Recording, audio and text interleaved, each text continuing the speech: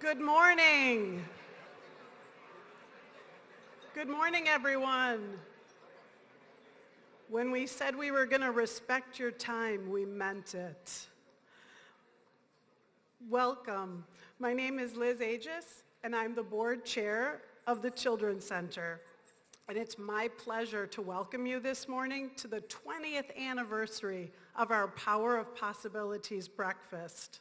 Thank you for joining us today to learn more about our mission and the incredible impact we're making with families. I've been connected with the Children's Center for many years, first as a research partner, then a supporter, committee member, and now on the board. Over these years, I've seen firsthand how our collective efforts shaped lives and transformed communities. This gathering is a testament to the power of unity and shared purpose. This year's theme, Your Story Matters, underscores the essence of our work. Every child, every family, every one of you here today has a unique story that contributes to the larger narrative. Together, these stories build a powerful community.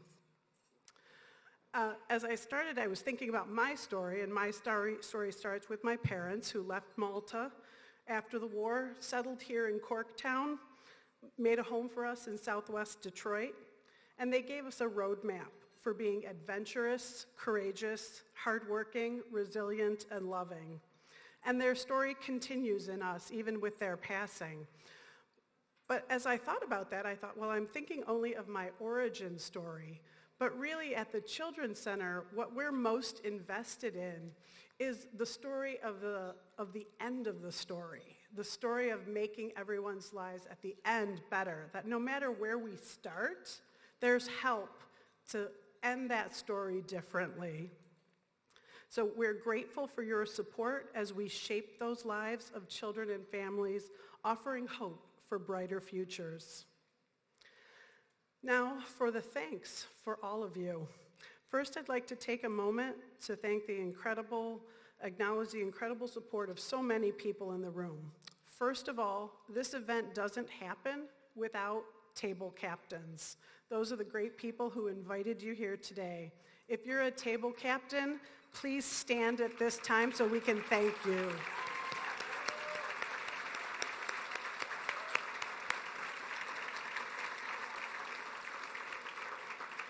Our success is your success, so thank you. And if you're a board member or committee member, I ask you to stand at this time so we can thank you for your commitment as well. Thank you all. And now I want to thank our sponsors. First, our big thanks to our presenting sponsor, Ford Motor Company.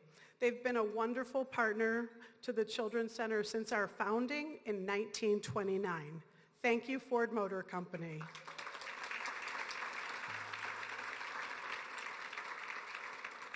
We're grateful for Detroit Manufacturing Systems, who are sponsoring us this year at the Envision level. Their dedication to children and youth is beyond appreciated. Thank you, Detroit Manufacturing Systems. Our creative level sponsors, Atlas Copco Tools and Assembly, let's see if I can get through this, Blue Cross Blue Shield of Michigan, Horizon Bank, Maumee Valley Group, Raritan Schumacher Mio, Schechter Benefits Advisors, Wells Fargo Bank, and then our Hope Level sponsors, Auto Club Group AAA, Auto Bridge Incorporated, Blaze Contracting, Bluestone Communications, Bodman Law Attorneys and Counselors, Bradford Company, Gentherm, Hennigs Automotive, Kapnick Insurance Group, KeyBank, UAW Local 600, Meloria Group LLC, Mitsubishi Electric Automotive America Peace Committee, Nisus Solutions, PMC America, RDM Associates, Utility Reduction Analysts Incorporated, and Venture Solutions. Thank you.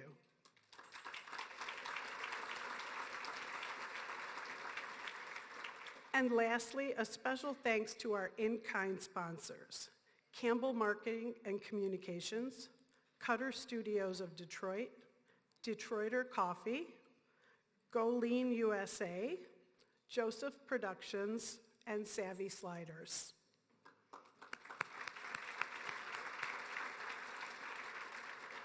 Now, I'd like you to take time and enjoy your breakfast. While you do, we've got stories to share with you by our clients and families so that you can learn more about our work and consider how you might further join us in our ongoing mission to uplift and support the community. Thank you once again for being here. Your presence and support means the world to us and the children and families we serve. Enjoy the program, and we'll continue to make a difference together. Thank you. Good morning, everyone. I am Desiree Jennings, the proud president and CEO of the Children's Center.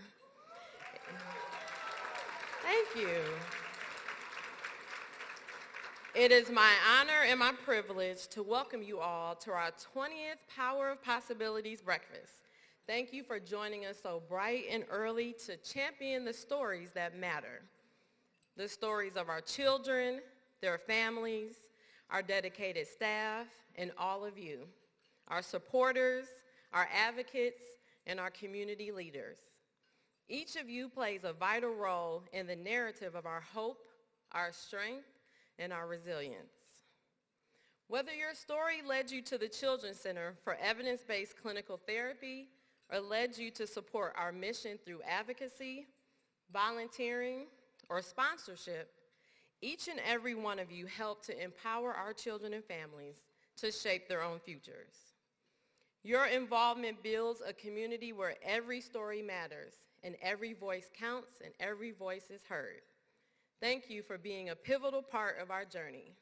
Please give yourselves a hand.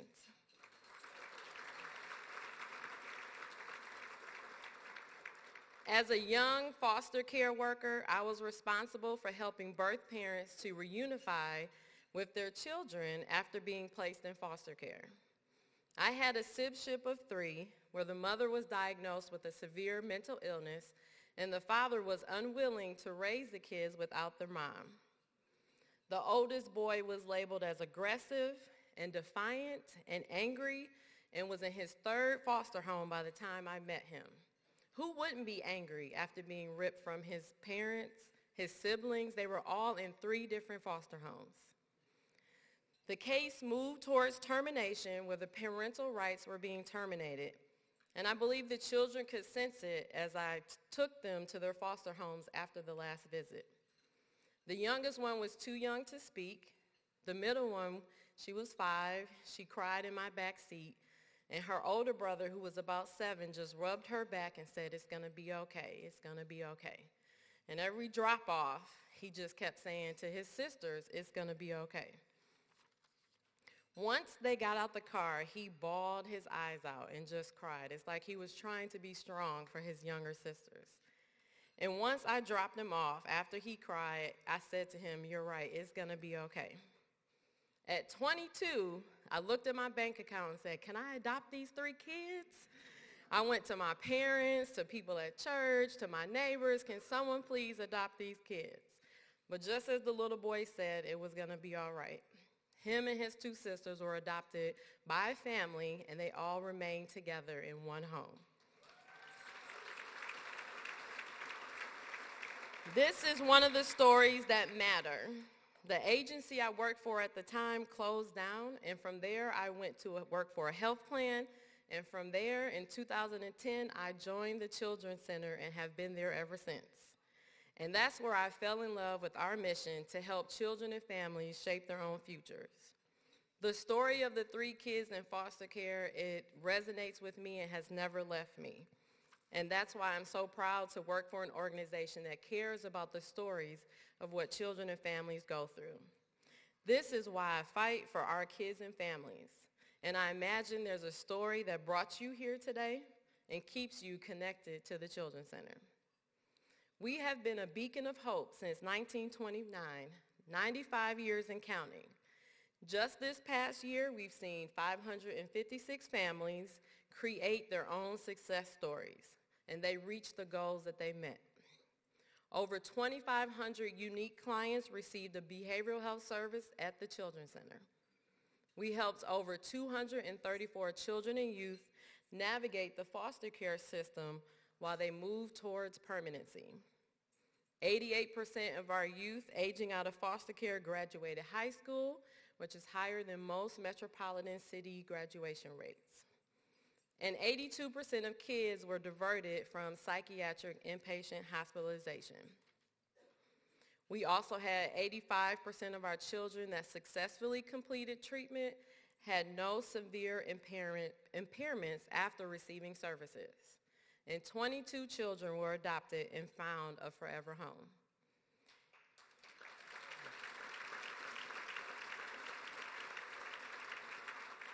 Each of these numbers you hear represents a personal journey of resilience and recovery that you all took part in, along with our qualified and devoted and loyal staff who continuously demonstrate a passion for the work that we do. Making this kind of impact is not achieved alone. We could not do it without you. And this morning, we are thrilled to recognize an essential partner and present the Heroes of Hope Award to Detroit Manufacturing Systems.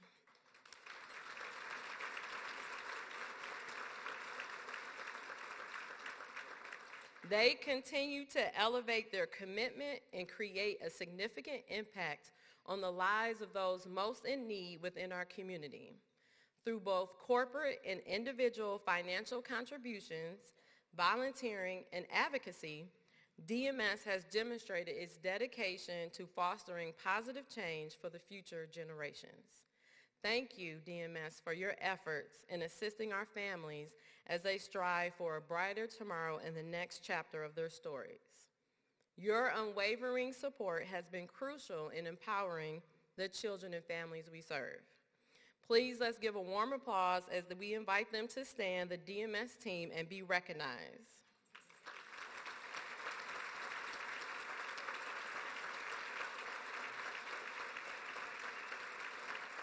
In addition, let's take a moment to recognize any of their partners who are here in the room. We ask you to stand and join with them. We appreciate you all.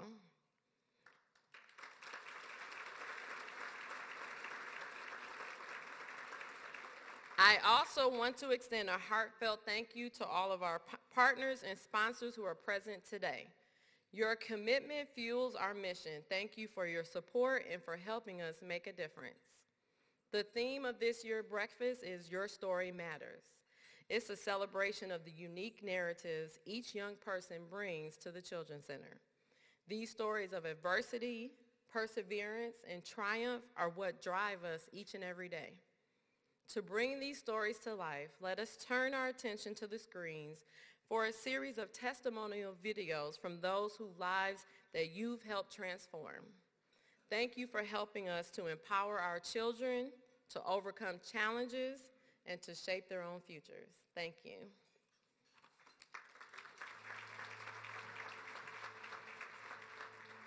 My name's Kevin Bell. My son's name is Kevin Bell Jr., and my daughter's name is Ivy Ann Bell. I love being a dad. Most of all, I really do love being a dad. That's very important to me, to just help them know who they are and engage and just experiencing life, learning from my children too.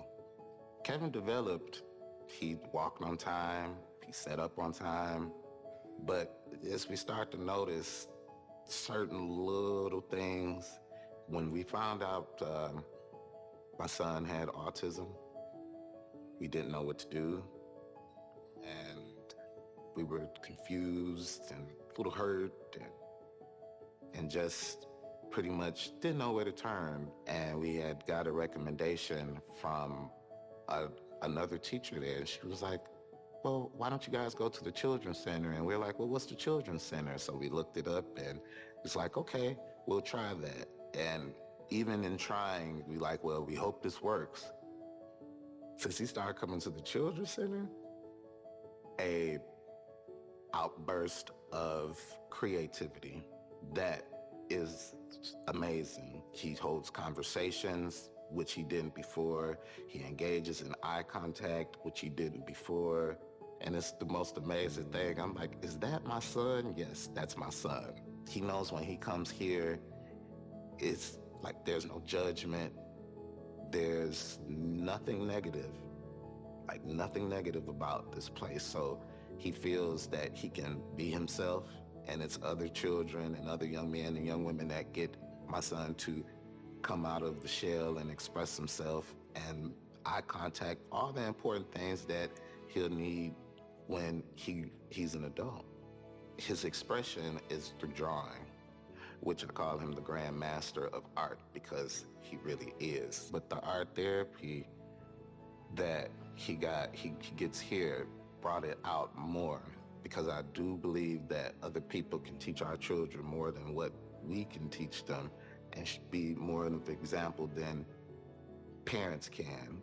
Being an artist that he is, it has saved his life. It is saving his life at the moment, because he is in his room drawing every chance that he gets. And I learn from him all the time, and we can sit together and draw, and I say, well, how's Daddy's picture? And I said, is this good enough? No, you need to fix that one, or you need to fix that picture. I said, okay, I'll fix it. Like, he's my teacher when it comes to that. It's really my job to help him push that as far as he can go. I try to tell everybody I can about the Children's Center, whether you have to go to the doctor or dentist, especially the dentist. They will take care of you. And all the resources with tutoring, after school programs, but at the same time, giving the tools that the Children's Center gives to parents and myself and my family, it has been absolutely the best. I just am so proud of him when it comes to coming from where he came from up until now, and his growth. And he shows me and other people, when you have the proper help and the right people in your life, what you can do and how you can develop with just having great people around you.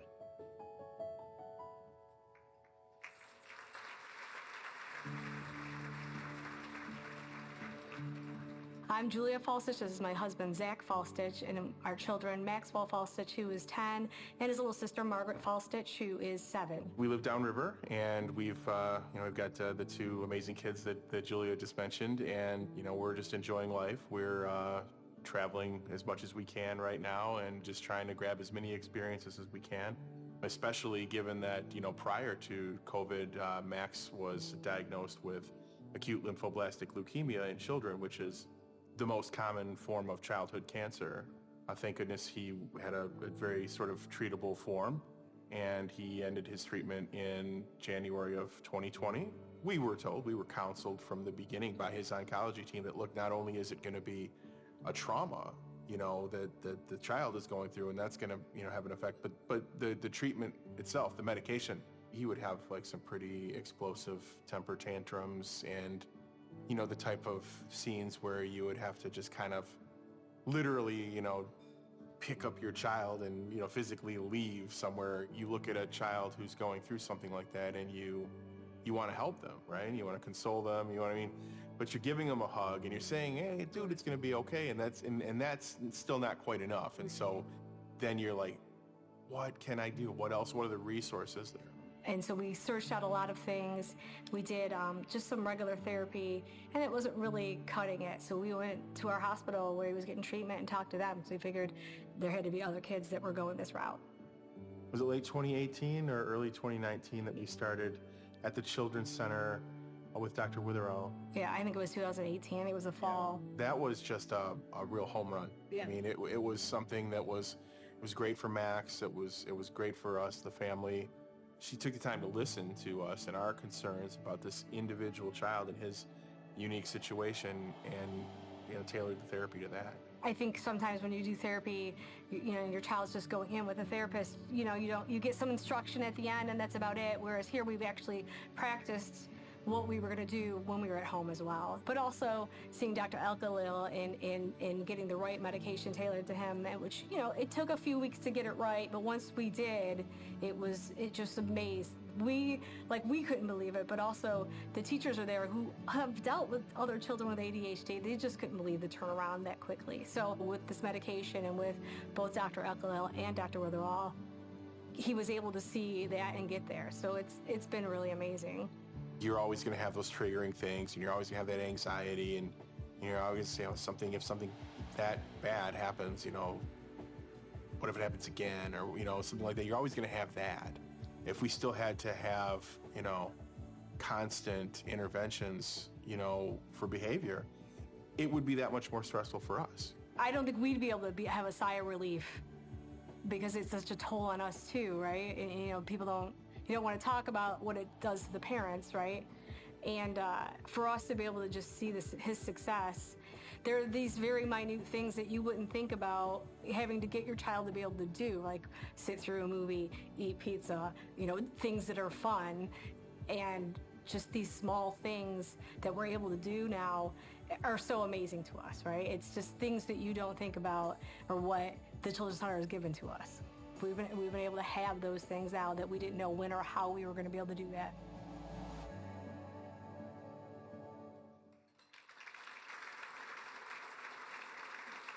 Good morning. My name is Jessica Spiteri. My husband Joe and I have 3 children.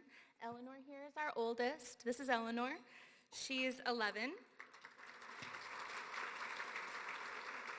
We also have Joseph, who's 8, and Theodore, who's 3.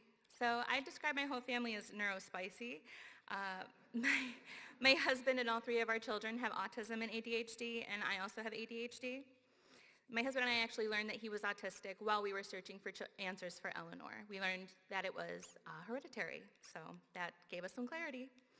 So our concerns for Eleanor started when she was less than a year old. She had lots of meltdowns, and after thinking about my interactions with other children, I realized that the frequency of her meltdowns was unusual.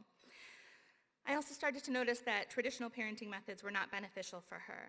So when Eleanor turned 3, we took her to an agency for a developmental evaluation, and the assessment that time showed that she was on track developmentally as expected, with a minor concern maybe regarding some anxiety. We went back again at the age of 5, and we encountered a similar outcome. And despite the professionals acknowledging her high intelligence, her anxiety, and her appropriate developmental progress, I could see that she was still struggling. So we decided to pursue therapy at that time. We attended bi-weekly for years, but there was little to no improvement, and if anything, it felt like things were getting worse. It felt like no matter what type of advice we followed, nothing seemed to help her. Everything just kept escalating. We struggled to find an appropriate diagnosis for her, and sometimes it was even a struggle for our concerns to be taken seriously at all. Eleanor doesn't match the typical stereotypes of autism. She maintains eye contact, she expresses emotions, and she strongly desires social interactions and connections. And she uses scripting during social interactions to avoid any awkwardness. So while I was reviewing her old evaluation notes, I started noticing patterns where an evaluator would interpret a response as typical because they didn't have the daily life experience or the context to understand that she was scripting or, whatever. So the experience was demoralizing. I really wanted to trust them, but I just couldn't shake the gut feeling that she needed more help. We first started visiting the Children's Center in the summer of 2020 during COVID. Eleanor was not doing well, and we knew that we needed to seek help again. With my husband out of work and our insurance expired, I remembered my mom talking about her positive time at TCC. So following her advice, I scheduled an appointment for behavioral health. We were immediately paired with a therapist that really connected with Eleanor, especially during the difficult times. Our therapist helped us navigate the loss of my grandmother, and she taught Joe and I how better to manage difficult behavior through behavioral interaction therapy. And she helped Eleanor get through some really tough times. One of the most difficult times came when Eleanor was in 3rd grade, before she was diagnosed with autism. She experienced severe bullying, which went unnoticed for quite some time. She has a strong sense of justice, and when she would see things that she felt were wrong or that went against the rules, she felt like they needed to be addressed. Unfortunately, this was misinterpreted as tattling by her teachers. So when the bullying started in 3rd grade, she didn't feel like she could tell the teacher because she'd been taught that tattling was wrong. Being a child and being an autistic child made it impossible for her to understand the difference between justifiably seeking help from an adult and tattling. A lot of the bullying was focused on what we now know are her autistic traits and meltdowns. So she started to internalize that bullying, and she believed that she was unsafe for other kids and that she didn't deserve to have friends. She started to hate herself. Eventually, she wasn't able to mask anymore, and she responded to the bullying with big, explosive reactions, and then that was misinterpreted as her being an aggressor. Eventually, the situation reached a bullying point when a lunch aide grabbed her arm forcefully enough to leave a bruise. This prompted Eleanor to finally confide in me, and she revealed a lot more details about what was happening to her at school. So I called her therapist right away, and she was able to report the incident with the lunch aide, and she helped Eleanor recover from everything that had happened.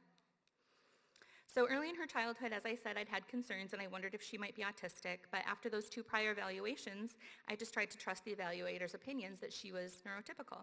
But as time went on, I just couldn't dismiss my concerns.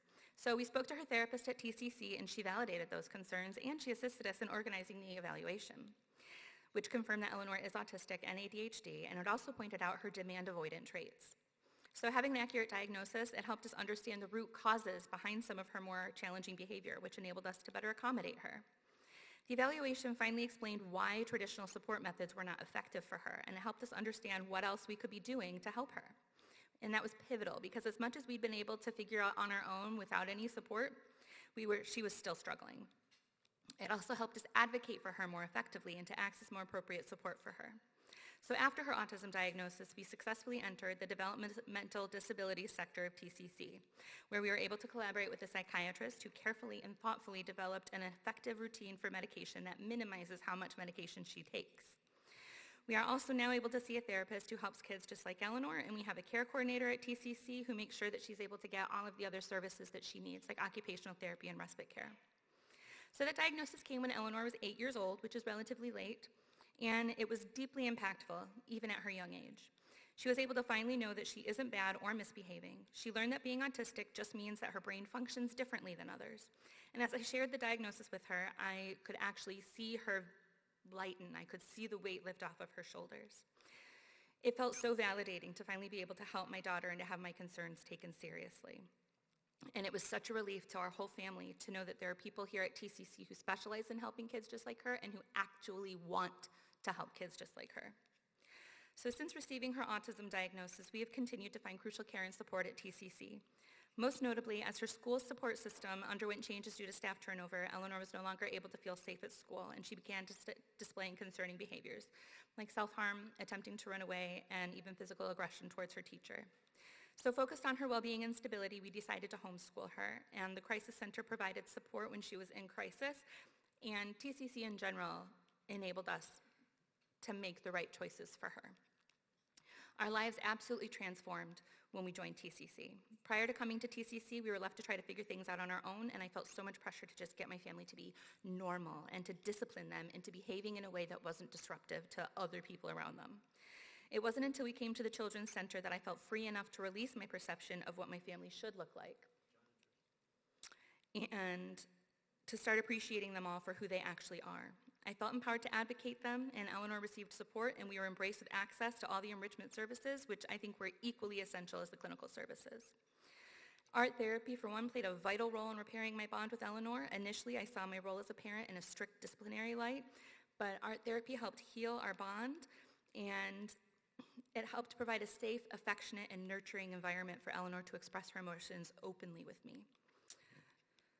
So Eleanor has shown remarkable progress in communication, flexibility, and frustration tolerance. A significant milestone was reached when our youngest child was born. I was very anxious because her relationship with my middle child could sometimes be contentious. But when my youngest was born, she displayed immense love towards him, and they have established a deep bond. She likes to impart her emotional intelligence lessons that she's learning with her therapist and at her social skills group. Like, she draws out little emoji faces and helps him figure out how he's feeling. And her relationship with our middle child has also improved significantly. They're little besties now, and it's beautiful to see. Even though there are still hard days, anybody who knows Eleanor can attest to her ability to be kind, polite, and to engage positively with others in the world. So to parents navigating a diagnosis or seeking a diagnosis, my advice would be to let go of your expectations. Changing my perspective and letting go of normal was the first step towards becoming a better parent and gaining more insight into my parenting skills. It's hard to acknowledge the mistakes that I made that impacted my child. Eleanor wasn't a puzzle to solve, and she didn't need a strict disciplinarian. She is extraordinary, just as she is. She required my guidance and support to nurture skills that may come naturally to others. Releasing the concept of normalcy allowed me to accept that Eleanor's path may be different from what I had originally imagined, and it is because of the Children's Center that I have faith in her ability to shape her own journey.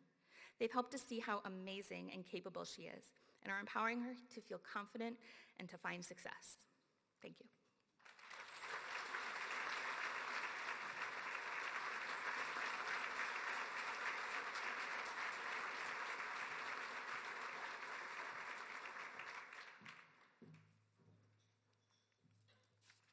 Good morning.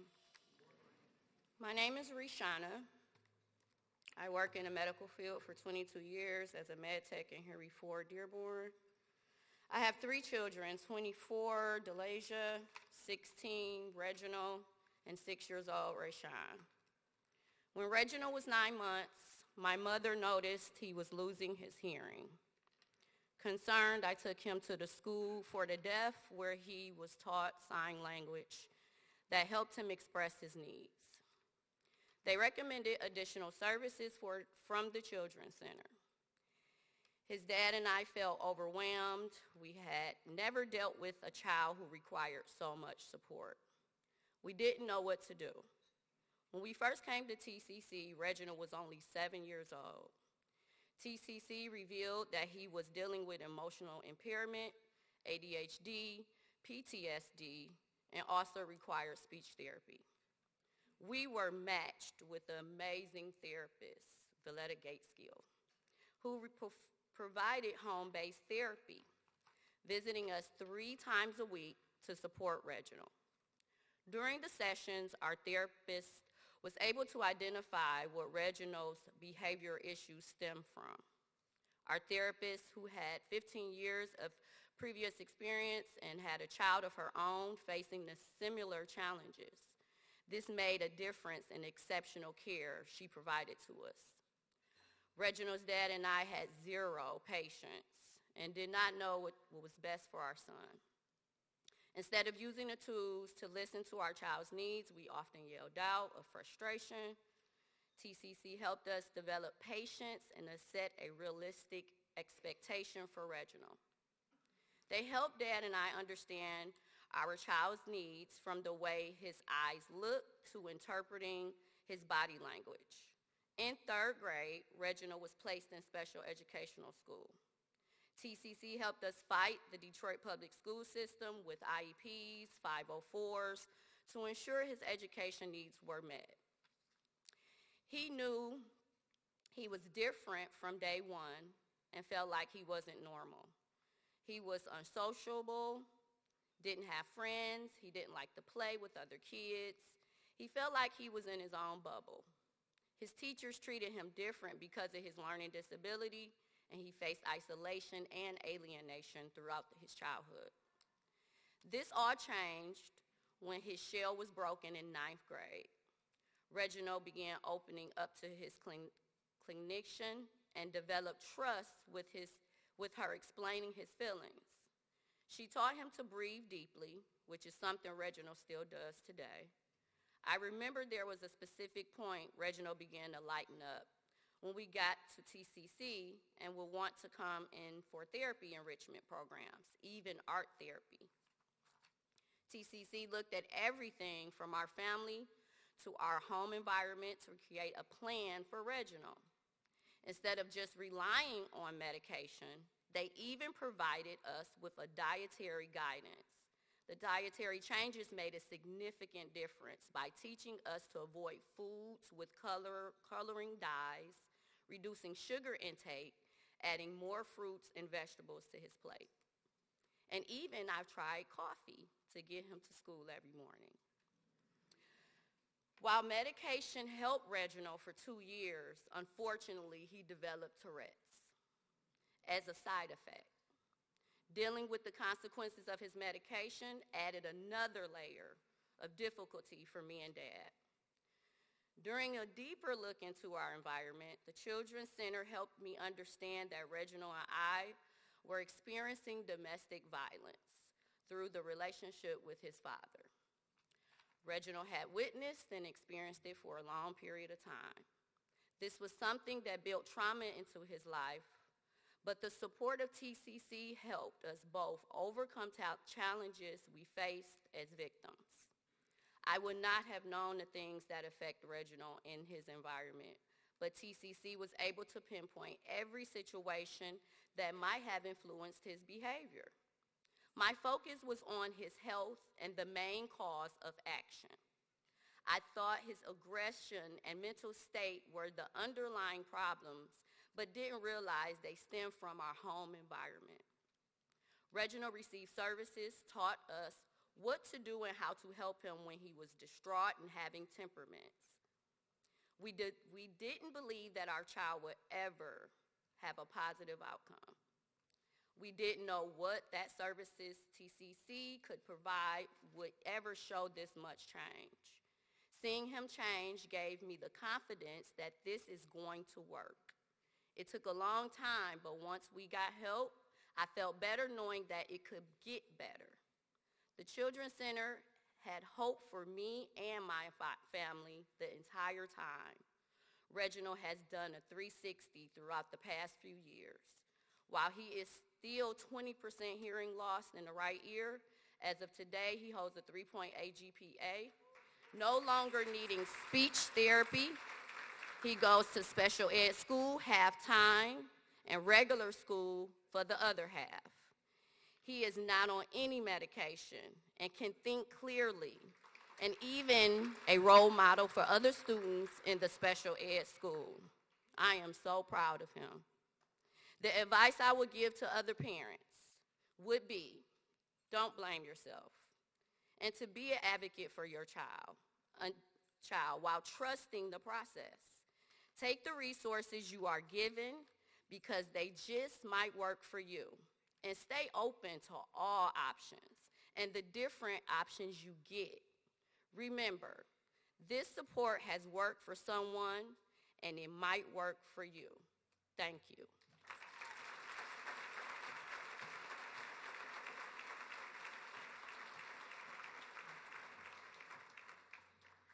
Good morning.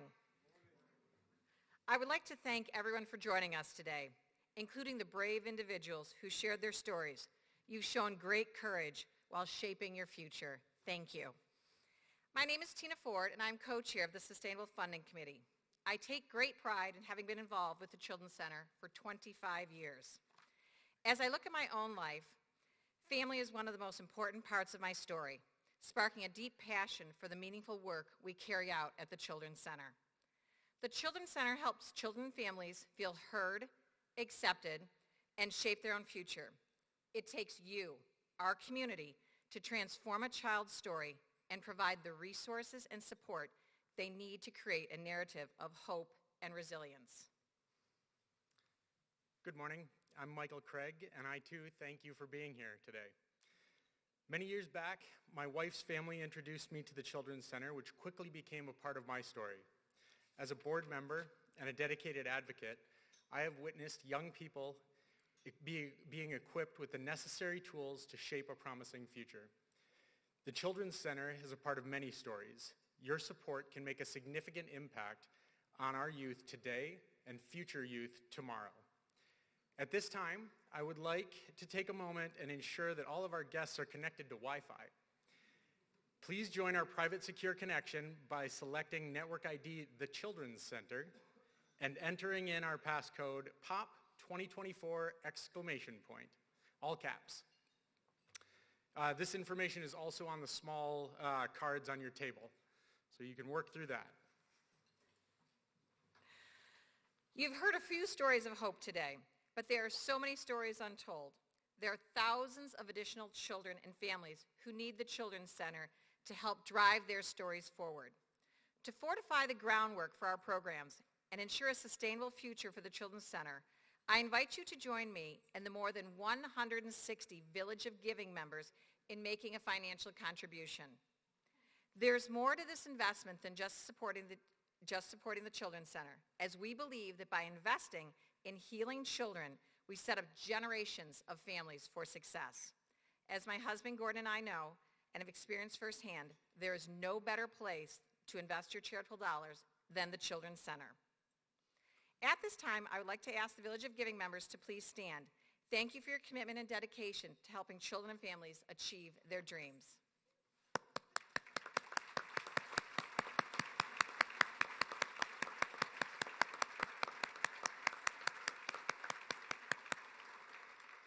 Thank you all so much. As you observed who stood, please take a moment to note the positive impact these individuals have had on the youth in our community.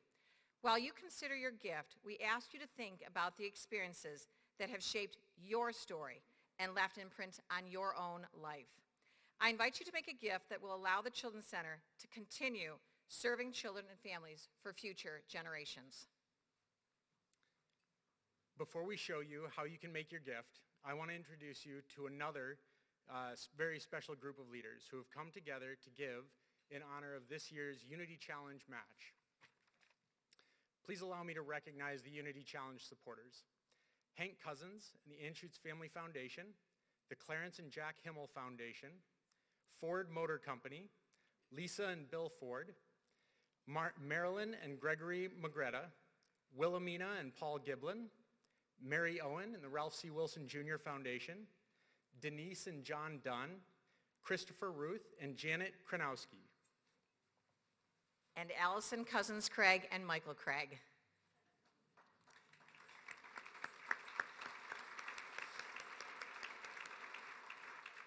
Thanks to this generosity, every gift or pledge made today will be matched dollar for dollar up to $130,000. Thank you for your longtime support, leadership, and inspiration.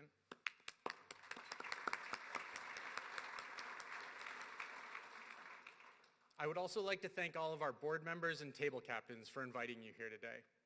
Thank you for working so hard to further TCC's mission. At this time, we would like to invite you and the guests you brought today to make your gift or pledge to the Children's Center. You can begin this process by scanning the QR code on page 4 of your program. Here you will see two options. The first option is if you're interested in becoming a new Village of Giving member. The second scenario is if you are already a Village of Giving member or you'd like to give a different amount. Whatever you choose to give, every gift makes a difference and is matched today. Let me highlight some of the key areas of your virtual pledge card, since there are a couple of giving levels. Village of Giving has a few different options. The Healthy Start begins with a pledge of $1,000 a year for 5 years. This Healthy Start level could provide a special needs toddler with 2 in-home therapy visits each month for a year. In-home services support that family in many ways, and they don't need to travel to campus, which can be extremely difficult. If you would consider a gift at this level, which is just $83 per month, please click the first choice. Healing the Hurt is our next Village of Giving level. For those that have the desire and resources to support at this level, gifts begin at $5,000 a year annually for 5 years. This giving level could provide 5 children with 1 hour of individual therapy each month for a year. If you would like to give at this level, please click the second choice. We know that many of you want to do much more. Maybe you're part of a company, have a family foundation, a donor-advised fund, or you're just able to give more. A Safe Home is our third level. A gift of $10,000 a year for 5 years will provide trauma-informed treatment for several families. These intensive resources are costly, but absolutely effective and needed. Please click this option if you can give at this level. If you are joining as a new Village of Giving member today, you have my personal thanks for your generous support. And don't forget that your pledge will be matched dollar for dollar up to $130,000. Whether you are a current Village of Giving member who would like to do more, or someone who's not ready to join the Village, we still invite you to give today. You can make a one-time gift of $500 or $250 or any other amount that works for you. There is also an option to join our Believers program by becoming a monthly donor, by making a gift of $25 a month or any amount you choose. Monthly gifts are a great way to support the Children's Center all year long. And we appreciate whatever level of support you can provide. If I could have your attention here for just a moment, it's important that you hear what I'm about to say. Whatever gift you have chosen to give today, whether you become a new Village of Giving member, given a gift of a different amount, or have ideas that you want to share with us later, we sincerely thank each and every one of you on behalf of the incredible and amazing children and families we serve. Your gifts add up to create hopeful outcomes for children and our community. Of course, we thank all of you for the most important gift you gave today, the gift of your precious time and attention. Thank you.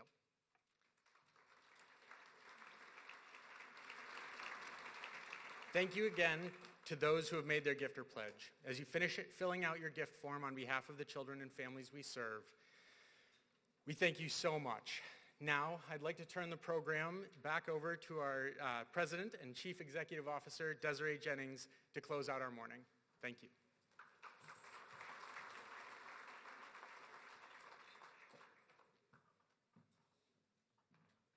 Thank you, Tina and Michael, for giving the audience a brief overview of how they can make a direct impact on our children and families. It is with the support of you and our entire community, everyone in the room, that we can continue to help children and families overcome mental health challenges, navigate the child welfare system, and travail through emotional trauma. The reason why you're here matters. Thank you for joining us today and being the one to make a difference and ensure that every story matters. Enjoy your day. We appreciate your time. Thank you.